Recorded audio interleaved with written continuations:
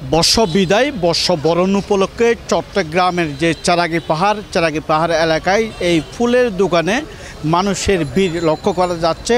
এখানকার যারা ব্যবসায়ী রয়েছে তারা বলছেন এইবারের যে ফুল বিক্রয় বেড়েছে, যেহেতু চট্টগ্রামে 3 জায়গায় বর্ষবরণ অনুষ্ঠান অনুষ্ঠিত হবে, চট্টগ্রামের সিআরবি, ডিসি হিল এবং শিল্পকলা একাডেমিতে। তো ব্যবসায়ীরা বলছেন বেচা বিক্রি বাড়লেও কিন্তু লাভের অংশটাই হচ্ছে কম, যেহেতু এটা পচনশীল, অর্থাৎ ফুলগুলো যদি রেখে দেয় তাহলে এগুলো ফেলে দিতে হবে। সেই কারণে যারা ক্রেতা আসছেন তাদেরকেই দিয়ে দিতে হচ্ছে।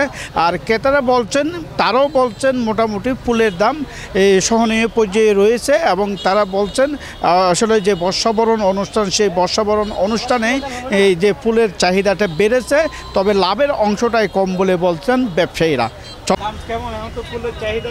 ফুলের চাহিদা আছে, দামও ঠিক আছে, কাস্টমারের নাগালের ভিতরে আছে, অতিরিক্ত না, মোটামুটি ভালো আছে।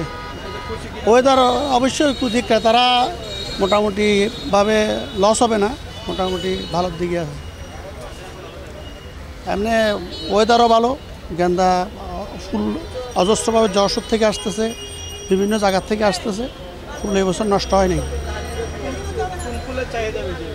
বেশিরভাগ পয়লা বৈশাখে আপনার গাঁদা, গোলাপ এগুলা বেশি চাহিদা আর কি।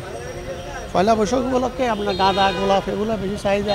তারপর ওই যে মাথার রিংগুলা এগুলো বেশি চলে, রজনীগন্ধা এগুলো আর কি পয়লা বৈশাখ উপলক্ষে।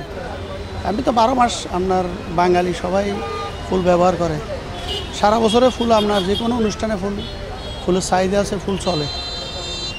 এমনি ওই পাশাপাশি এখন কাঁচা ফুলের একটু কদর কমে গেছে, কারণ হচ্ছে আর্টিফিশিয়াল প্লাস্টিক ফুল বাইরে, এই জন্য আপনার কাঁচা ফুলের চাষিরা একটু হইতেছে আর কি, চাষ করতে অনিয়া ফসল করতেছে।